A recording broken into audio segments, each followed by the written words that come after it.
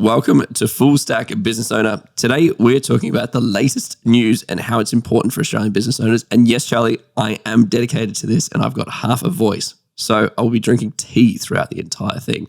But if you are not already subscribed, make sure that you're on the newsletter. This newsletter is designed to enhance your full stack of skills to build wealth inside and outside of your business. Just head over to fullstackbusinessowner.com/newsletter and go and subscribe. Now, before we get started, let's cue your infamous disclaimer. Charley here from Full Stack Business Owner. I need to let you know that Grant, myself, and the Full Stack Business Owner team are in no way, shape, or form qualified to give you financial advice or pick investment products. We highly encourage you seek out and engage the use of professionals when making financial decisions or comparing investment products.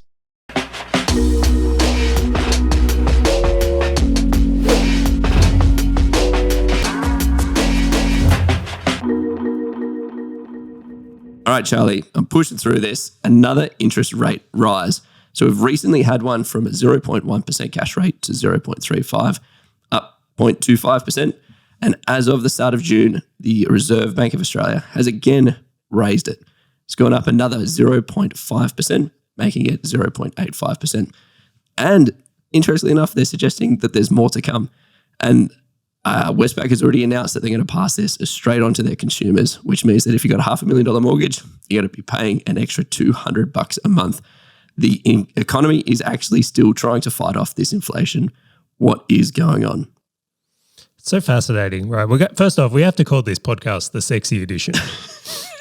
This is the Sexy Edition. I've been quite unwell, and I'm sure there'll be some coughing and spluttering throughout this episode. And then your voice has occurred over the last few days. So great. Well, there's this whole notion of are you interested or are you committed, Grant? And I think, yeah, exactly. And I think a lot of business owners, they get up every day when they're not, or not every day, but often will get up when they are unwell or when things aren't perfect and they have to push through. Just a fun fact before we got into this: when I was an employee, I managed to take 10 sick days per year, the exact amount I got paid for. Perfect. I never had a sick day when I was a business owner. Don't you find that miraculous? Somehow you just push through it. Fascinating. Who would have thought? Fascinating. Who would have thought? All right. So this is a really interesting topic. I am fascinated by this. I must say I've been watching it really, really intently because it has a massive effect on businesses, on wealth creation, and then also just like general households. Heaps. Yeah, so it's dominating the news as well. So I've discussed this in one of our recent emails as well and newsletters about the roles interest rates actually fulfill within our economy. But the thing I will just come back to here is that the Reserve Bank has a very real challenge on its hand. So the cost of living and inflation is going through the roof due to a whole bunch of factors. And then they've also got all this stimulus in the economy that's working its way through, and this spiral is getting out of control. Huge. It really is. Yep. So what happens when inflation gets out of control is the lever they like to pull, or when they perceive inflation is going out of control, is they raise interest rates to destroy demand. That's what the whole purpose of raising interest rates is. It's not that interest rates solve the issues overseas or solve supply chain challenges. What it actually does is make us spend less. So, for example, if you've got a mortgage and interest rates go up, you're now paying for that mortgage instead of maybe going out for dinner. Yep. So it's a behavioural change that's really, really noticed an impact. The thing I'm really surprised by here is just how quickly they've done this and how on the front foot of communicating that there's more to come. Yep. They're actually intentionally trying to create fear in the economy and also back up with these big rates to come through. So, I mean, it's just fascinating overall. So I wanted to ask you a question though. Were you surprised that they pushed it up 0.5? I was looking at a 0.25 again because I knew that they were going to announce it quite quickly. And so I said, great, if you're going to announce it quite quickly and you are going to repeatedly do that, 0.25 makes sense. It seems to be absorbable by most people, most households, etc. But it also creates this almost preparedness, if you will, where people go, cool, I know what this is going to look like. It's going to be across a couple of months or across 6 months, 12 months of me going and having this increase by maybe 1% overall. But for them to go 0.25 and then 0.5 maybe it is that they're going to slow down on the other side. But I was shocked. I was shocked. What about you? So that's the intent, right? So I think they set this expectation that it was going to be like 0.25. Mm-hmm. And then they just go, do you know what? Like, we want to actually what do they call it? Jawbone or jar people. It's like, wow, they're serious about this.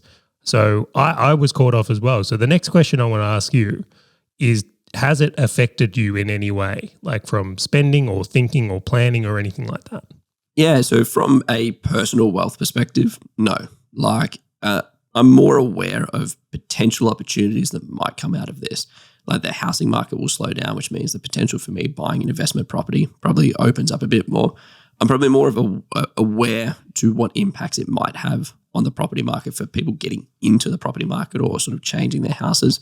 But for my day-to-day spending, no, like this won't have an impact. I'm very fortunate enough that I make enough through business that like this can be absorbed through the money that I have, albeit I'm looking at potential employees and the labor market and going, oh, if I was an employee, I feel as though this would actually impact me more. So I feel like I am isolated in this though. Like, I am probably one of a very few people, or business owners might be in that camp, where if I was an employee, I'd be very much more worried about this. Yeah. All right. So to reverse that one here though, I will say that it's like it has had an effect on me. So you are unique, right? I would say you're in general a bit unique. Some might call you special. My mum thinks I'm special. Okay, so like I don't have a mortgage on my own home. So like I don't necessarily feel like interest rates don't affect like my personal mortgage, where I realize everyone else will have that. But I do have more than like 4 million debt on investment properties, and a 0.5 interest rate increase is like be over 20 grand a year now that I have to come up with. And that did jar me, as I said. So like emotionally I felt this, even though logically I've made moves I'm quite happy with. Yep. So I definitely felt it on a personal level from there. But the interesting thing is, in the communication, this is the one where it's really made me kind of think about it. So the rate rise has come and like I've emotionally been hit. The second thing is I just keep seeing doom and gloom stuff. It doesn't matter if I'm on YouTube or on the news or like the ads. It's like I see like the economy's over, all this. So like the news cycle is pushing negativity at me, rightly or wrongly. Yep.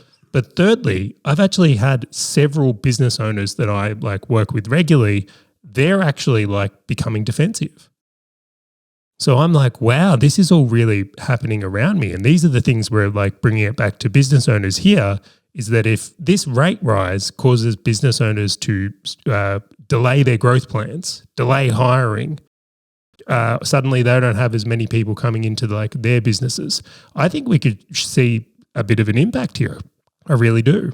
But do you think that is like a knee-jerk reaction? Because I always look at things, right? Like, so when I see a news article that's like, bam, like 0.5% increase in interest rates and the banks are passing this off, and I'll always have that knee-jerk of going, man, I hate that. That's terrible.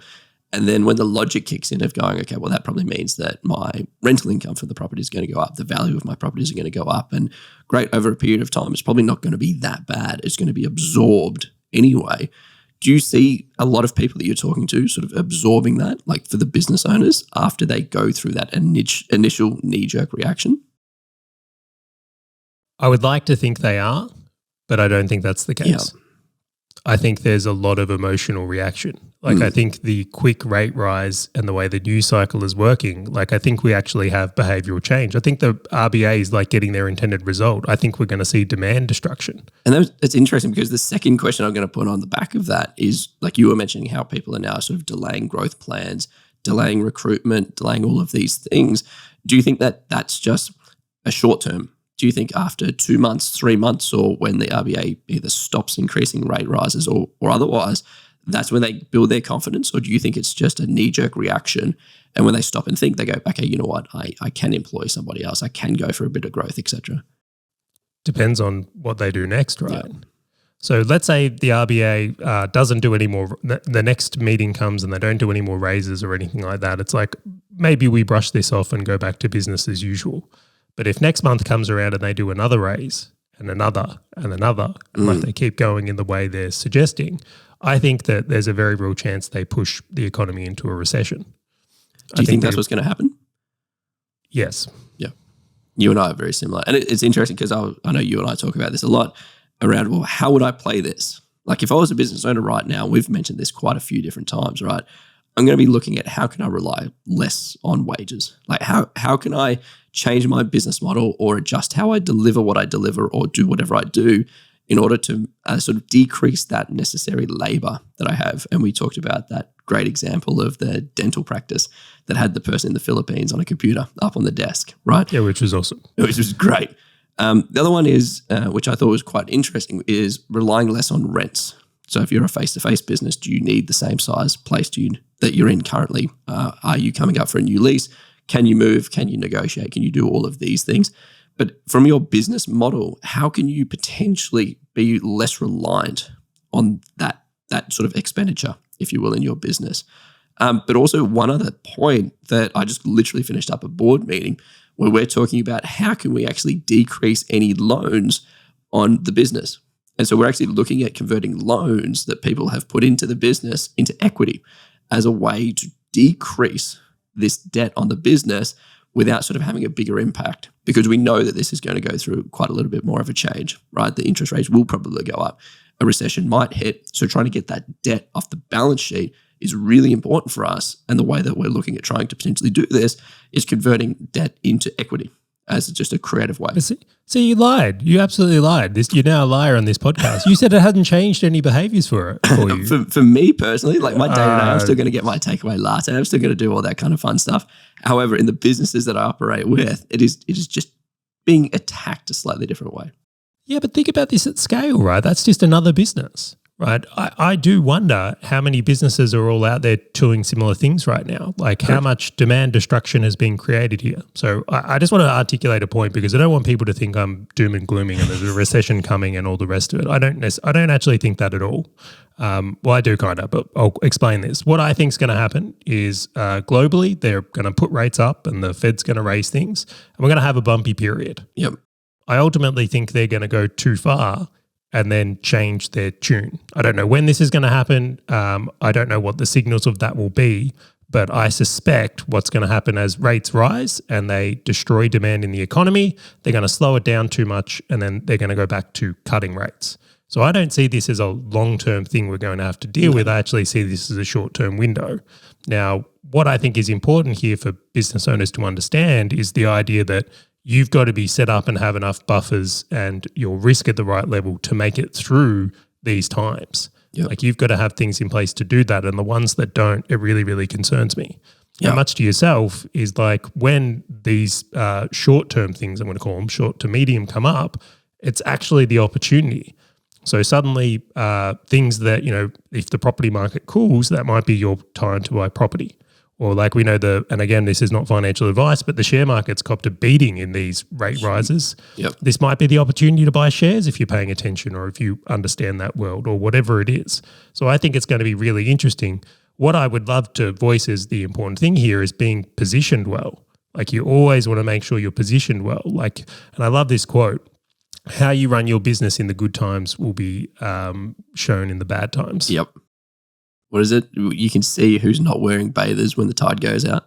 Yeah, and the tide's going out a little bit. I mean, it might come back in, but I think we're going to see who's exposed at the moment. That's exactly right. And I love that point because having the cash reserves to go and sort of pounce on these opportunities is critical. You know what's interesting? I was thinking about this like literally yesterday. I'm like, there might not actually be these unique opportunities that show themselves. However, at least I'm positioned if I necessarily want to jump on something. Right, to your point, like this might be the sort of the case in point for the next couple of months. Like, cool, the RBA might continue increasing interest rates, and then some opportunities may or may not show themselves, and it might go back to normality. Am I going to be upset? No. Am I going to be stressed? No, because I was aware of what's coming. And so having cash reserves just in general for these types of things, I think is just such a great sort of point for wealth creation. And sort of just bringing it back to sort of the business owners as well. I'm going to ask you a question. Do you think that business owners should prepare for less demand on their products unless it's like a necessary? Like obviously electricity is like a necessary, but I doubt too many people have their own power plant and renewable energy plant and stuff like that. But with like an economy potentially going through a recession, the spending is going to decrease. Everyone's going to sort of just batten down the hatches. Do you think that business owners should like prepare for that? Yeah, so this is my views on this. I think business owners who haven't been paying attention to their margin or have been relying on a continuous cycle of growth to make things work, they're going to see some pain and potentially some wipeouts. I think the business owners that have been diligent with their risk and also had buffers in place, like you're actually going to absorb and potentially actually benefit from other players who have taken on too much risk out of the market. So I think that's a very real thing that's going to happen. And as part of the cycle, right, it does happen. I think the same is going to be true on the investing side as well. Investors that have taken on way too much debt or constantly like thinking that things can never slow down is like as these – could you imagine being like 100% loans right now? Yep, 95% loans, like – yeah, like you are going to be feeling real pain right now as these rate rises come through, and like that's going to potentially have you sell in an environment where you don't want to be selling, right? So they're the ones that I think are going to be particularly hit by this. I actually like, again, coming in as the optimist is like this should be the time when you're like, great, these poorly run businesses that don't have the margin, who have been too aggressively like bloating their staff, haven't been diligent with how they run their books or having reserves in place. Like this is my time to actually take market share from them. Yep. So that's how I'm thinking about it. What about you? Yeah, very similar. I keep going back to like debt. Like a lot of people went and took debt over the pandemic period or to sort of ramp themselves up after the pandemic sort of came in to say, hey, now everyone's back to normality. How do I go and ramp up? Especially sort of face-to-face physical places. And so to mimic everything you've said, I completely agree. The final point that I'll just add on to the back is like that loans, like that. Whether it's a business loan, a credit card loan, a PAYG loan, or whatever you have taken, just note that that's going to really impact you from interest rate increases, but also from the liability that you need to keep paying that off every single month, right? So as demand for your products decreases, obviously revenue will potentially decrease at the same time, and the cost of your debt will continue to rise. Like it's just really quite challenging, and that's applicable to business as well as personal wealth. But it always comes back to the business fundamentals, right? If you're profitable and you provide something that everybody needs and wants, you're going to weather the storm quite well. Do you not feel particularly bad for like, I must say when I was thinking about this topic, restaurant owners and cafes, hospitality, and like we'll call it tourism. Yep. It's like you've had a horrible time in the last few years just dealing with everything else that's going on. And for to enter this environment now, it's like these are the areas that get cut first. Yep. So if people suddenly have rates go up, it's like the things they stop doing is going on holidays, going out for dinner. Yeah. So I just look at this and I'm just like, I feel particularly bad if someone's in hospitality, restaurants, tourism. It's like you guys stand, and I would probably encourage you. You are the ones that probably need to be ready for like a lack of demand. Like you are the ones that need to be backstopping this and maybe even questioning if this is an industry you want to be in. Yeah. Just because of that long-term viability. They've been smashed. All right. I'm going to continue this one on to the second question. Well, actually, no, I'm not going to even make this a question, Charlie. So this is a topic, isn't it? I was going to say it's more of a topic. So like Australia's energy crisis. Now, there's quite a bit to unpack here. But I am going to start on this. Currently, electricity across Victoria, New South Wales and Queensland, most of Australia, on average is supplied by about 65% by coal power plants, right? Just to sort of put a key reference there. There is a huge cold Arctic front slamming Australia right now, hence why you're in a beanie, hence my voice is completely shot because everyone's got a flu. It is freezing cold. It is crazy. I was just going for style points, to be honest. I'm not actually that You're cold. right. No. Yeah. But the cold weather has increased the demand for electricity, especially with people working at home. Like there's not one big air conditioner that's supporting 100 people in an office. Like everyone has 100 different air conditioners at 100 different spots. So demand has increased. The thing that has become a bit more of an epiphany is that renewables hasn't really been able to support this huge increase in demand, meaning that we've had to lean back on coal and gas quite a bit. However, Australia has already signed contracts with other countries who don't want to buy from like Russia due to sort of the whole war that's going on, which means that we can't back out of any of these contracts. So we're actually exporting more of our gas as well as more of our coal, and we can't pull that back like that. The cat's out of the bag per se. Like we can't pull that back without them getting very upset at us.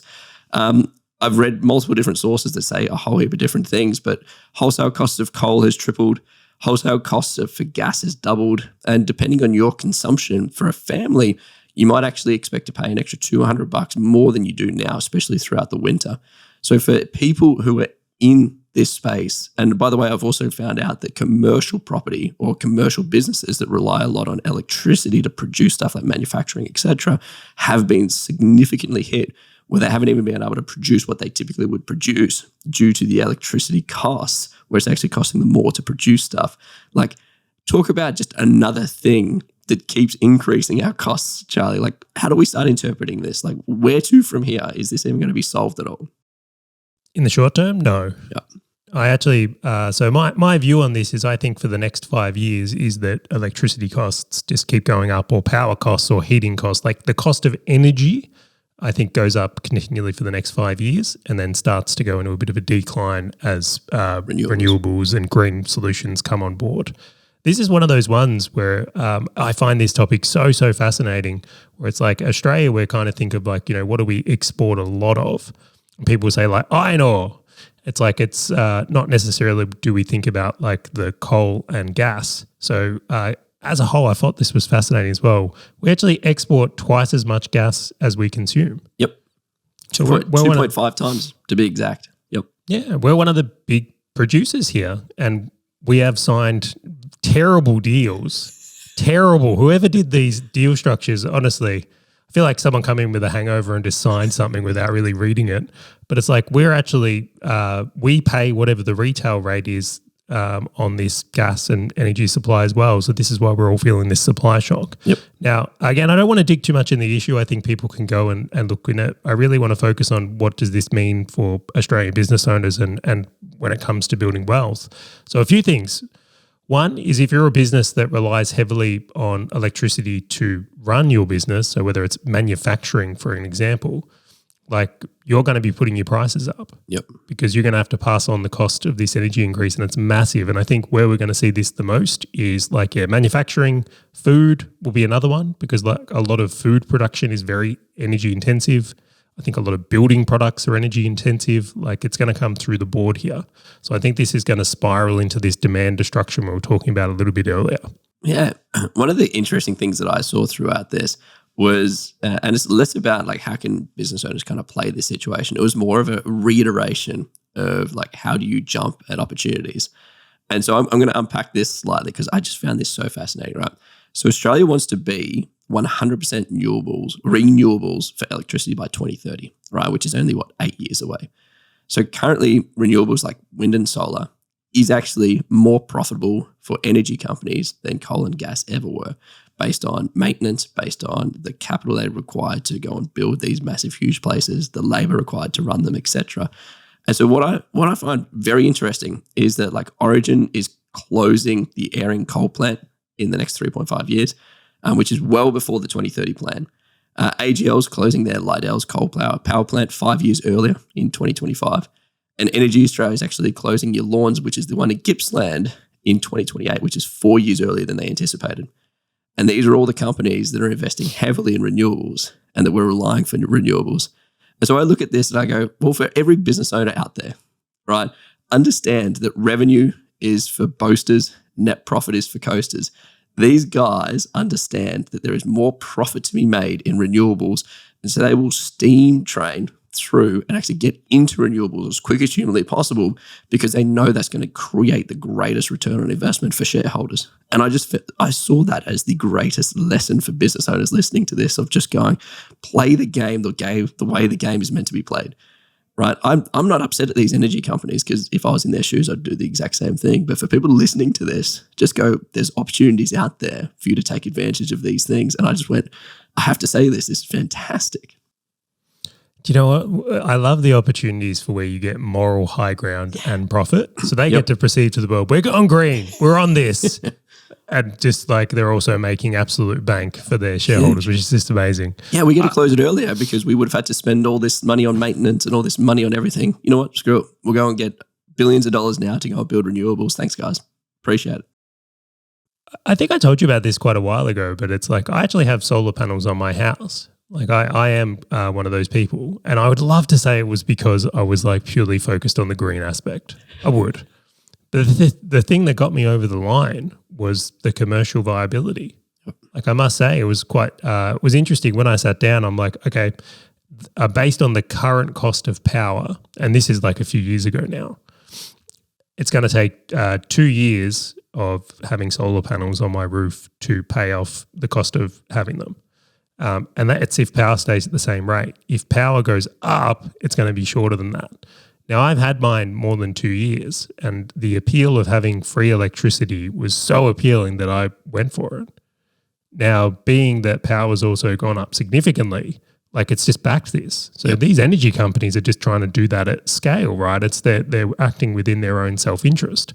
But I would say, like, I'm thrilled we got solar on our property, and like maybe that's where the opportunity is for businesses.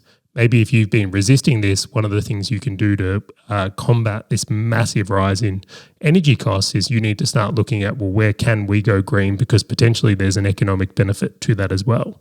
Yep. And to that point, another way to sort of look at it from an investment perspective is, and we've spoken about how much emphasis is being put on this whole renewables space, but also the technology space, right? So this whole green metal mining, which is like what we called it the Australian mining boom 2.0, right? Where everyone's going and getting like the tungsten and the magnetite and all these kind of things out of Australia. Like this is just going to push, like if we have to be 100% renewable in the next 8 years, and we've only become 35% renewable over 10 years, which is the last 10 years since we announced it, you reckon we're going to go very fast over the next 8 years to try and get there? I 110% do.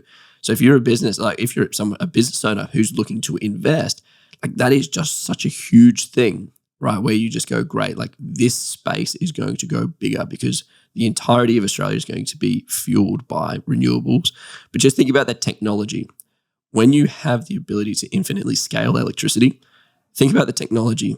You've got your Teslas coming in, you've got your solar panels on your own roof, you've got all of these things, which means that electricity is no longer a limiting thing, right? I've got, 8 devices in front of me right now, right? That all cost electricity. How many more devices will we have? How many more things will do stuff on autopilot when electricity now becomes like this renewable, good for the environment and infinite? And I just look at that as a business owner. I go, well, tech is always going to continue increasing. This whole sort of VR and sort of metaverses and all that kind of stuff. I'm like, potentially you got unlimited electricity and you've got great internet, which we spoke about NBN last week and the increase in speeds of internet. Well, as a business owner, if I'm doing anything that's in a lagging industry that is not pushing up against this, I might start second questioning and going, am I in the right space to actually utilize and maximize what's actually coming down the pipeline?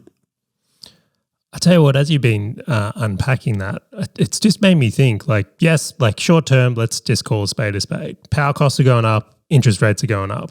But long term, when you think about what's coming, this is why I'm so optimistic. Yep. Because if you think about this, is like massive tailwinds for the Australian economy on this green front. Huge. And like that's going to be the backdrop of a lot of businesses and the businesses that support those businesses.